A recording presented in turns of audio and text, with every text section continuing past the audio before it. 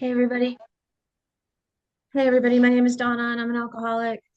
I'm very grateful to be here tonight, grateful to be sober. And thank you, Eric, and the team here that does the service for this group. I appreciate your time and dedication to your recovery and all of ours, truly. It's always an honor and a privilege to be asked to speak. And in this case, I had a sponsee who was actually supposed to speak tonight, and I was her backup. And so here I am. So it's an honor and privilege to be somebody's backup as well. So I'm grateful to be here tonight, and it's beautiful to see all your faces. And I love the energy of this group. I truly do. It's fun. It's fun. And AA should be fun. Recovery, should be fun, right? We're not a glum lot, right? Welcome to the new people here and the new people in recovery. Like here you go. Here's your journey. Own it. Own the journey, right? Um, so I've been sober since February 21st of 1999. And so I've got a little bit of time under my belt. I wasn't always in recovery during that time. It took me about 2 years to admit that I was a real alcoholic. I tried to do it on my own. And what I mean by on my own is I mean that I didn't want to be an alcoholic, so I didn't go to AA barely. I'd go every like 5 or 6 months, literally, and not identify, think I didn't, I wasn't like everybody else. I was at the time younger and I had never been to war and I wasn't complaining about not smoking in meetings. And like, I just didn't know how to identify. And I was afraid that I didn't want to be an alcoholic. So my program of recovery looked like me taking very long showers every day and every night and trying to wash away my alcoholism, right? That was like what that was a tool of mine. I would also lay awake at night trying to replaying the events of my life, trying to change the outcomes. Not so great. I had a time sharing horse, and I'd go to the barn and take care of the horse and shovel crap, and it would make me feel good because I grew up on a farm. And I made all natural soap. I was a soapaholic, and that was my program of recovery. And it was working so well that those long showers I was talking about would have me sitting in the bottom of a shower. I still get emotional. It's been so long, but I would sit in the bottom of the shower stall and I would just cry, like uncontrollably cry. I couldn't even stand in the shower. Couldn't even stand. Could not handle the thoughts in my head. And my husband was so sweet, and he'd knock on the bathroom door, and so you'd hear one of these and he'd open the door crack and he'd say, Donna, are you okay? And I'd say, no, and he'd say, what's wrong? And I'd say, I don't know. And that was the truth. I didn't know. I was suffering from untreated alcoholism. And I mean suffering. So if you're new and you're here, you're already doing pretty good in my book because I suffered needlessly for 2 years. And then I went to that meeting I would go to every 5 or 6 months, and there was a gentleman there by the name of Sam. He was an older gentleman, and he spoke for a little bit, and then he said, "Does anybody here have a topic?" And I promise you, I did not raise my own hand. God raised my hand, and I said, "Oh, look at this, a baby here. Oh my God. Oh, I just love that. Nothing better than a sober baby. It's just so beautiful. Um, oh, my heart. Thank you for that. Thank you. Thank you so much. Um, God raised my hand and I said, I don't have oh geez, I don't have the desire to drink, but I might be sick of being sober. And the truth was I was so close to drinking, but I knew so little about alcoholism that I didn't even know how close I was to drinking. Right. And and people after the meeting, talked to me like they did when I would go every 5 or 6 months and gave me their phone numbers and told me to come to a meeting that night, that there was another meeting in that church. It started at 8 o'clock. It was a speaker meeting and became my first home group. And I don't know why I listened that day, but I did. And I went to that meeting and my life changed. I met my first sponsor. I got my first jobs in AA, which freaked me out. I started going on commitments and it was so much fun piling into cars and driving for hours and having meetings before and after meetings and hanging out at the church after our meeting. And people didn't just rush out of meetings back in the day. They hung out, like you got to know people. Like the fellowship was just a little different back then, and and my life changed. And I fell into a group of people who worked their steps through the big book. And I remember being really jealous of my first best friend in AA because she had a sponsor that didn't make her do anything besides go to meetings. And I thought, like, how did I get the Nazi sponsor? Because she was making me meet at her house and go through the work and go through the steps. And and I was still really not wanting to be an alcoholic, and I was I grew up on a farm in Townsend, Massachusetts, and I was kind of the good kid in the family. And like this was a struggle for me, admitting that I was powerless over alcohol. And alcoholism runs thick in my family. My family tree is marinating in it. Truthfully, it hasn't missed a generation. Like my mom, both of her parents, my dad's dad, all of my uncles, many of my cousins, my adopted sister, my son, addict, my some of my nephews. Like it has yet to skip a generation, and I've got grandchildren. And my great hope is that if they ever need the halls of Alcoholics Anonymous, that they'll be there. And that's why it's so important to go to meetings and carry the message and make sure there's somebody doing service work and have a home group and like show up for that. Like, 'cause I don't want this to never, I don't want this to not be here for someone else who needs it because it saved my life, and I didn't want to admit I was a real alcoholic, truthfully.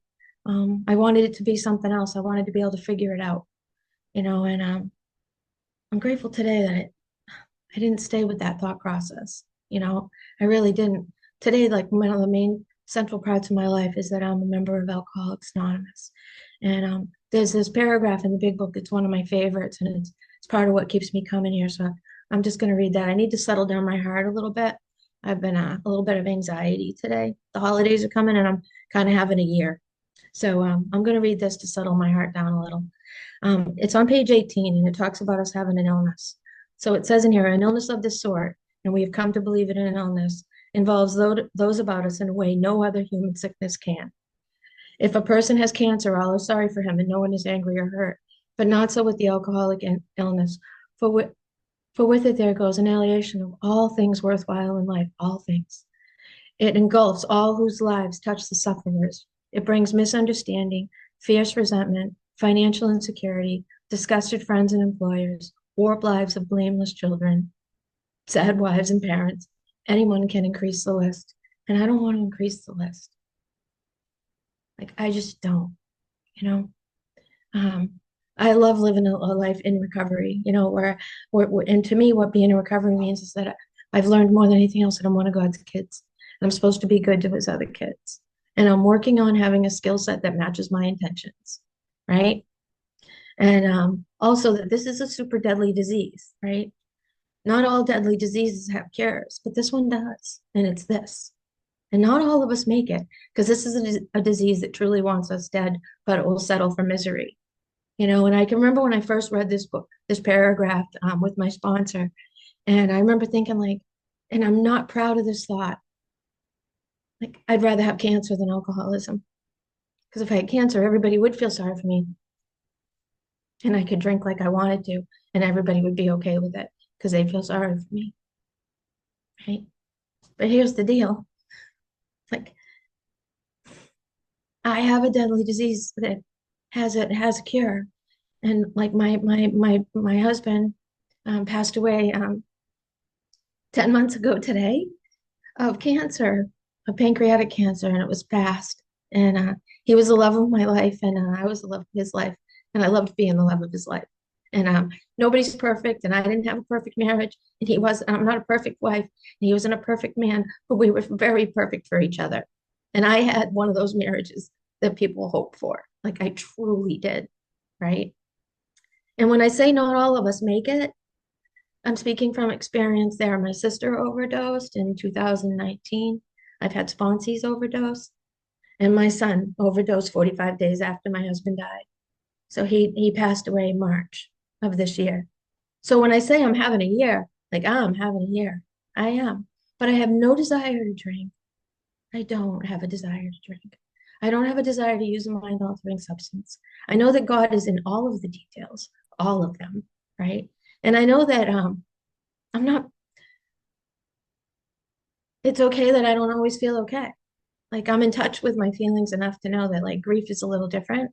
And then I also know that God is already using me in ways that he hadn't been using me before as a result of these recent experiences that I'm having. Because, we have these experiences in life and then just like being an alcoholic makes me uniquely qualified to help another alcoholic. So even with these losses, it's kind of changed some of my life a little bit, and the people that have tended to roam my way is because I'm uniquely qualified in a way. Like God's using me yet again as a tool, as an instrument, right? And also, like, because of this program, I have been living a life of no regret for a long time. So when I say that, I mean I have no love left ungiven. no words left unsaid. I have made all of my direct amends, and I continue to work my living amends because I'm still living, right? And that's like AA. That's not me. Like that's just AA working in my life, you know? So all of these relationships that I have now, like I work really hard at being my ideal, like being my ideal. Like it talks about in the sex inventory, it says whatever your ideal turns out to be, you must be willing to grow towards it. And that's kind of like an exercise I've taken to another degree where I write ideals for all of my most intimate, most important relationships. So I have a mother-daughter ideal, I have a sponsee-sponsor ideal, I had a mother-son ideal, I had a spouse, a husband-wife ideal.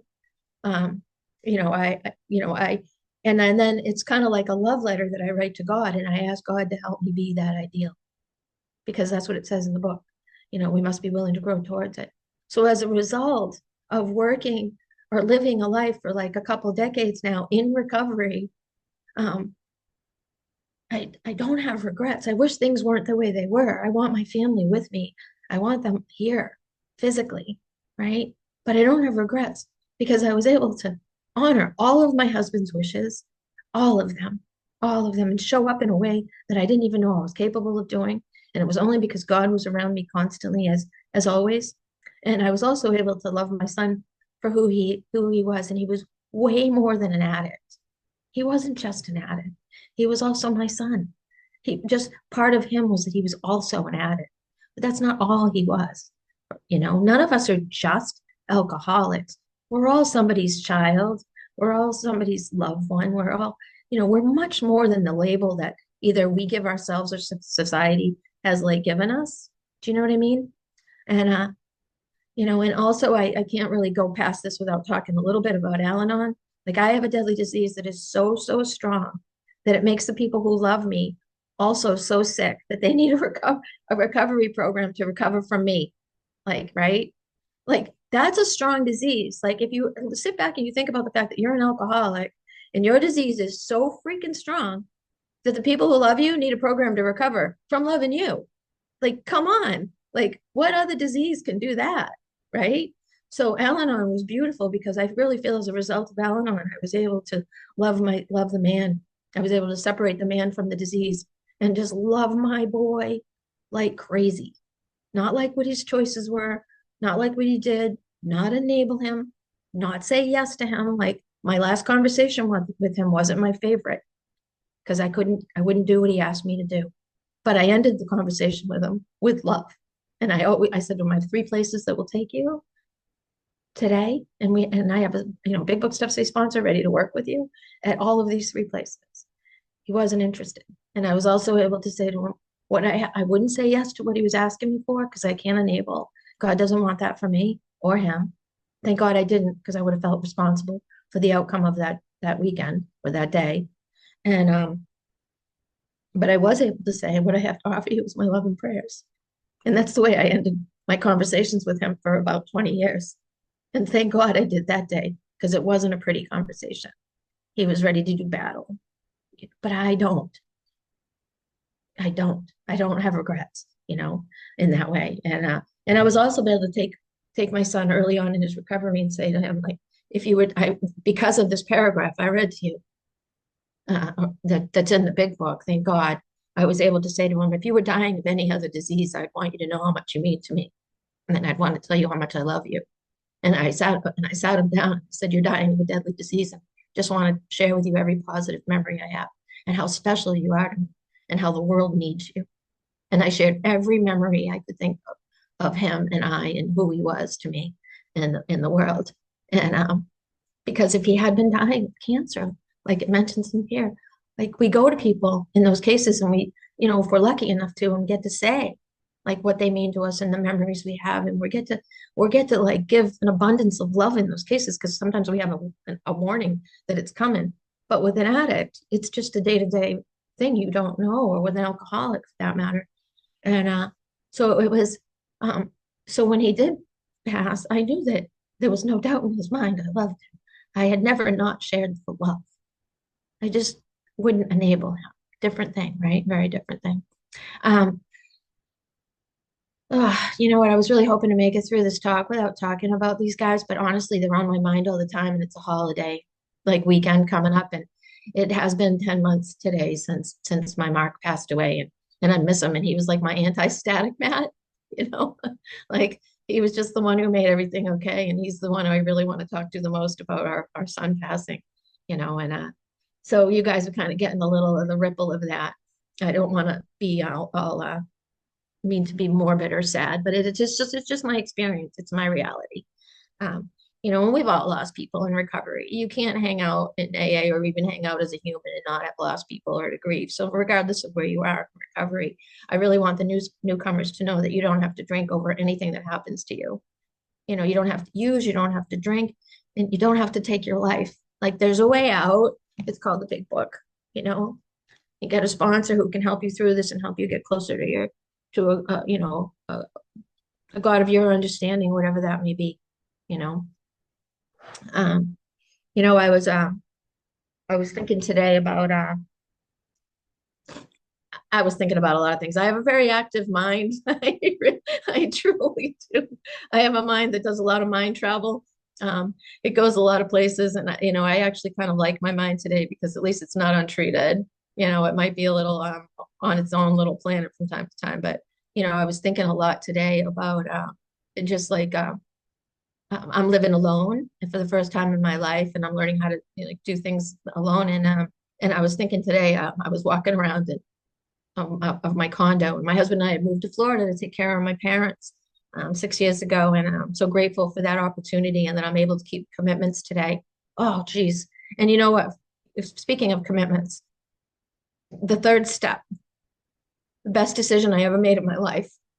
So I don't know like where folks are. I don't need to bounce around the steps so much, but regardless of where you are on the steps, if you've made your third step or if you're going to, and you're staying, if you're stuck somewhere, like a lot of people get stuck in the fourth step, or they're afraid to share their fifth step, or they don't want to make those amends, or they don't think they have anything to offer a sponsee, like that's just not true. And I will say I've made a ton of decisions in my life, and there is no decision I've ever made in my life that has made such an impact on the rest of my life or every member of my family or anyone I've ever met as keeping the commitment of my third step. Like I made a decision to go on with the rest of the steps and to work with women, and work with women to do the same, and for them to do the same. And out of all the decisions I've made, the decision to turn my life and my will over to care of God, and it was explained to me that that meant that I would go on with the rest of the steps, is without a doubt the best decision I ever made in my life. And I'm glad I made the decision. In my case, I asked my husband to marry me. I knew a good thing when I saw it. That was a good decision. But without that third step decision, I wouldn't have kept that marriage. It's just a flat out truth. Because my bottom was him coming to me and saying, like, Donna, I love you, but I don't want to be married to a drunk. I'm keeping the kid, the house, and the dog. And I heard him that day. I heard him that day. And thank God, right?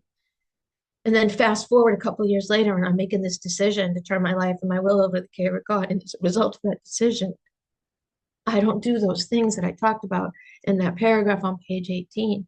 You know, I'm not engulfing all whose lives who touch mine and with anything that's negative. The only thing I engulf my people with is love, you know. And I don't remember how I started on that part of this thing. I think I would started saying I was thinking about something, but God knows what it was because now I'm thinking about something else. Like I said, that darn old mind travel, right? But you know, so I live here in Florida. Oh, I know. So I live here in Florida, and now, and I live in the same building as my mom and dad, which is nothing short of a miracle because my mom was always a spiritual challenge for me. Um, but here's the deal: I wrote an ideal. That mom-daughter ideal I wrote changed my relationship with my mom. I stopped sitting across from my mom, character assassinating her. Instead, I thought, oh, that's not your ideal, Donna. Like, that's not your ideal, because I'd sit across from her and I'd think of the things I don't like about her, or I don't understand about her, because I'm sensitive and my mom is unfiltered. And there's a lot that she says, even just today, that, affects me, but I don't have to react to it anymore. And, and now if I go a day without seeing my mom, I miss her. If you knew me like 10 years ago, you would have thought, you're moving where? Next to who? Right? And because I was always a daddy's girl, right? And I still am. Truthfully, dad is easy for me to be around. When I look at my dad, I see God. When I listen to my dad, I hear God. I just do. He's that person. And mom's a little difficult, but so I'm walking around my condo today, and which is also crazy because I'm a girl that lives in the woods. I don't live in condos, but here I am keeping a commitment that I made because I'm sober, and then I'm able to keep because I'm sober, and I involve God, right? And I was thinking, like, you know what? I like where I live. I'm starting to feel comfortable living on my own. I did adopt two cats recently, and they're a joy. But this is the first time in my life I was out before this. I was first I was somebody's daughter, and then I was somebody's wife for a short period of time, somebody's mother, and then somebody else's wife, my Mark. And we were together for, 37 years. So it's a long time. And I'm thinking, like, I think I'm going to be okay. And then I kind of sat down for a minute and I was sitting on the floor patting the cats and I found myself crying a little bit like, yeah, of course you're going to be okay. You're always okay. It's just to what degree? And like being uncomfortable doesn't mean I'm not okay. Like life is difficult sometimes, right?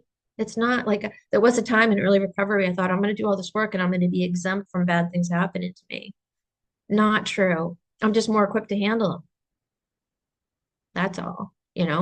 And I'm not gonna lie, I feel like isolating sometimes. I mean, Eric, I even told Eric recently, like sometimes like witness protection looks really good.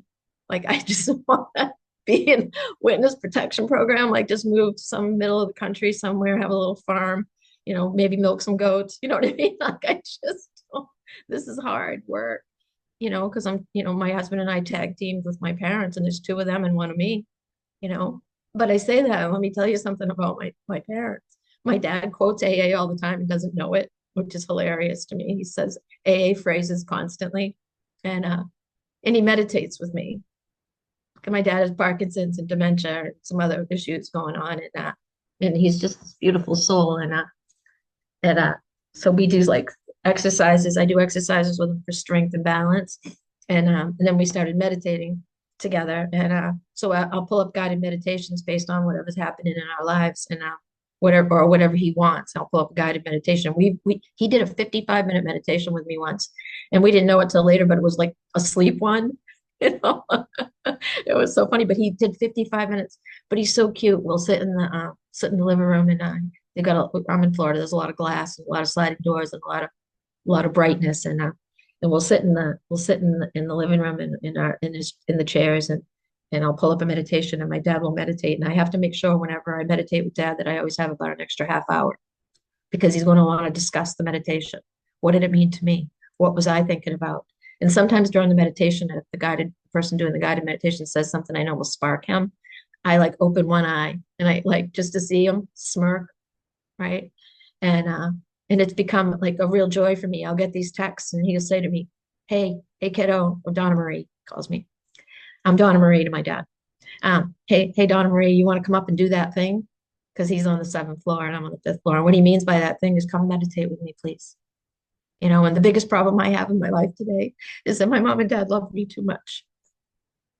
Of all the problems I could have, what a friggin' great problem. Like a little irritating sometimes. I live in a fishbowl.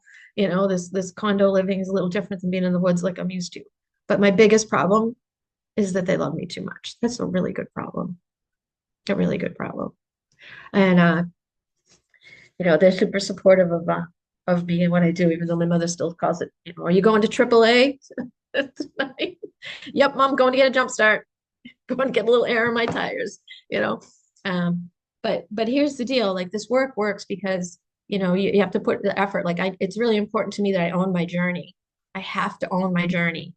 Like it's up to me to bring the level of effort to my recovery. Like God does not make too hard of terms of those who seek him, right? So it's like super important that I'm owning this journey. And what I mean by that is like, am I going to AA or am I living AA? Because truthfully, it's wicked easy to go to AA. You show up for an hour and a half, you talk the talk, right? You do the thing, you know, but am I living it? What do my other 23 and a half, 24 hours look like in that day? Am I living AA or am I going to AA? You know, is my skill set matching my intentions? Like that's how I know if I'm like going or living, you know. How many, what are my amends looking like, you know? And I was opening some boxes and some totes today with like pictures and things in it, and I came across a snowflake and that I made, and the story with the snowflake is my husband wouldn't let me make amends. He didn't want to hear it. He's just like, just keep doing what you're doing. Like I don't want. He was very like stoic and non-dramatic, like on opposite of me, right? And he finally let me make amends to him when he realized I was like, I joined Facebook. I'm finding people all over the world. I'm talking to people's cousins, brothers, uncles, neighbors, like to get people's names and numbers to make direct amends and doing all that. And he eventually did let me make amends to him. But for the longest time, I made only living amends to him.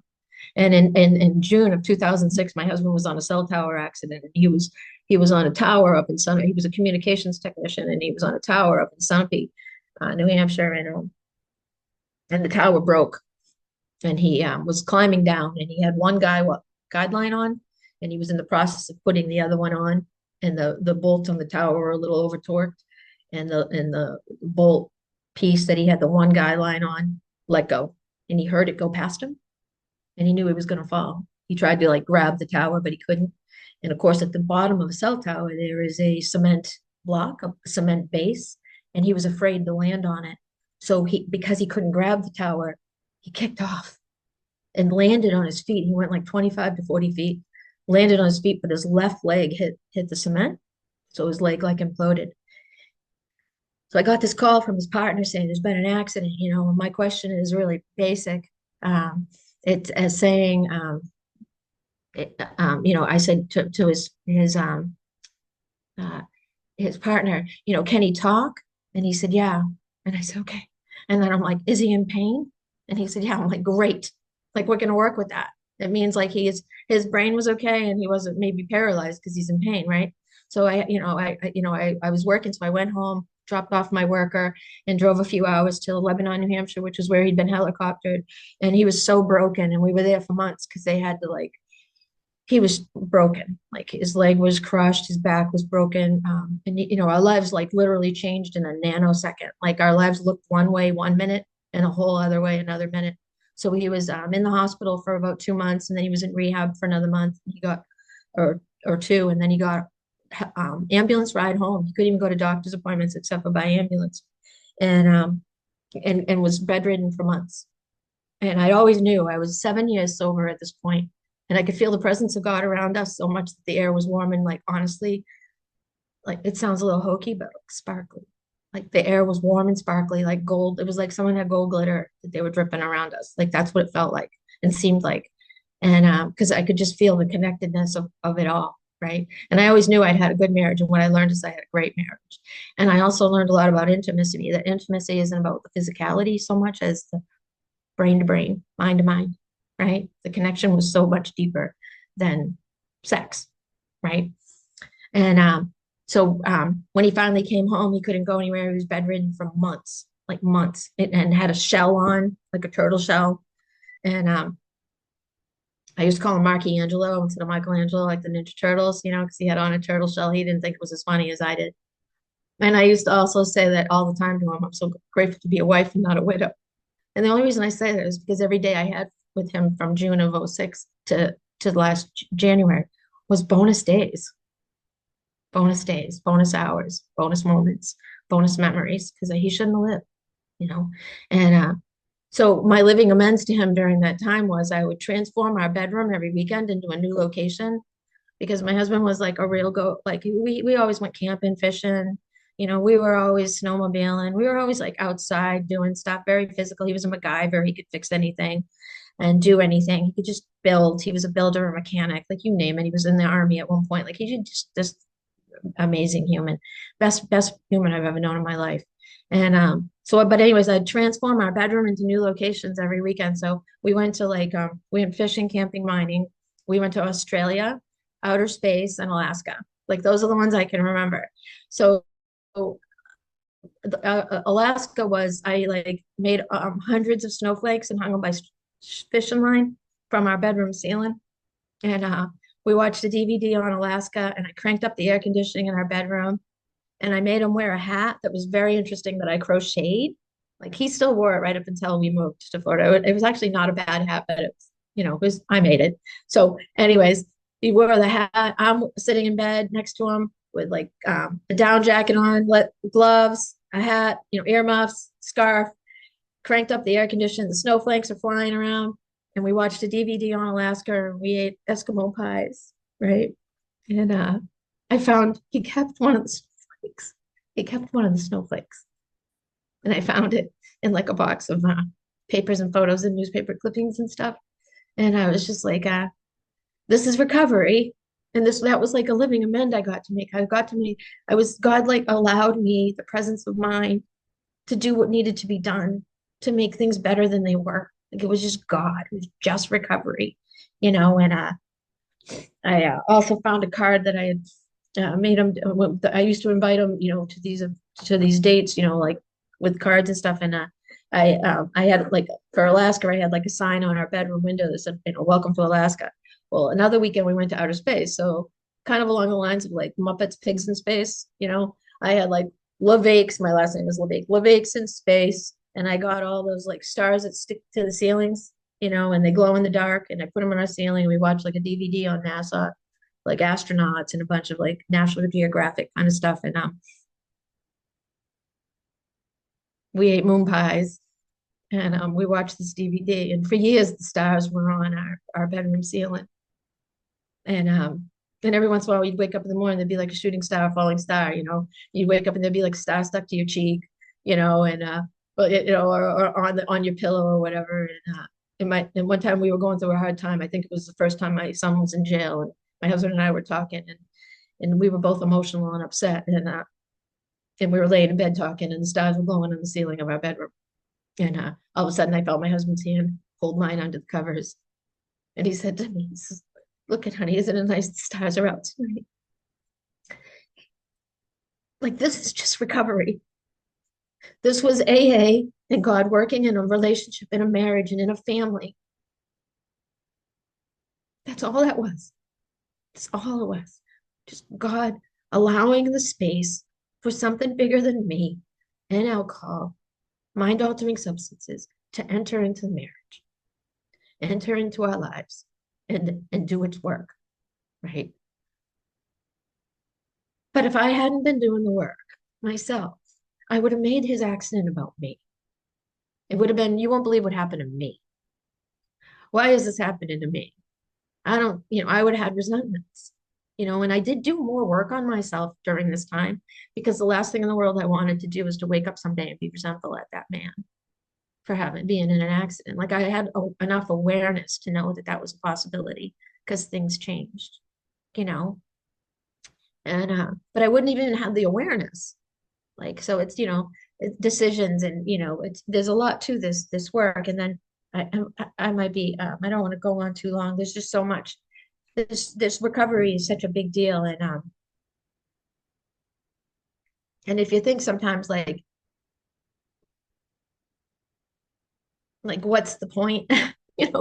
Why do I have to keep doing this? Why do I have to keep writing my nightly review? I don't want to do what my sponsor says. I don't want to make those amends. I don't want to, and I've heard a lot of people say over the years, like, I don't want to do this 4 step. I don't want to stir the pot. I'm fine. That was in the past. I don't need to do that. My experience is life will stir the pot. Like life will stir the pot of your life. And that the resentments will just find a new name, a new location, a new place to show up. They will resurface if they're not worked on, and that has always been my experience. And when it says in here over and over again that we've made a commitment to, we're willing to go to any length, it really, like, what is that length? Like, I don't know, but God does. Like, God knows what any length is. I just know that when things are presented to me now, like what I do is I just do it. And especially the things I maybe don't feel like doing, because those are the ones that usually pay off in spades later. Like, I didn't know doing my inventory or, sharing my whole story with someone else and taking a look at all the deep, the dark crannies of what makes Donna Donna.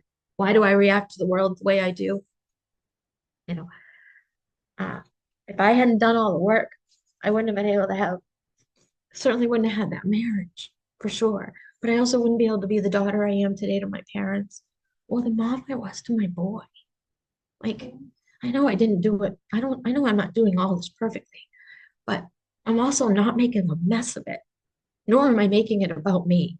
Like, I just show up, like, own the journey, like, whatever that may look like, and obviously, this is like a rough time. And, like I said, I got the holidays coming and all that stuff. And don't we all like these is, it's not easy, and if you're new in recovery and you're not sure about like what to do about the holidays, my experience has been like, even to this day, if I'm not comfortable but I know I need to go somewhere, I take my own car. My parents don't always understand it because I still do it even with them, because I don't want to be a hostage in the vehicle sometimes. And also I need to be able to leave when it's right for me to leave, and that was, I was taught in early AA, you know. I bookend events with AA. I go to meetings before and after. I go to meetings. I've been sober 20, 5, almost 26 years. And I still go to meetings all the time. Thank God for Zoom too. I've been really digging Zoom because it's really nice to stay in touch with all my original network and continue. Like Eric's part of my new network. I don't even know how we ended up being buddies. I don't know how that happened. It might have been here. I don't even know. But like, just another gift of recovery, and so wherever you are, wherever you're at with your work and in your journey, you deserve the freedom and the happiness that comes with recovery, and your family does too. Like even the broken relationships, like they still deserve the better version of you that shows up not drunk. They just do, and you deserve it. Like there's a place for us all here. There's only one requirement for membership. It's a desire, you know.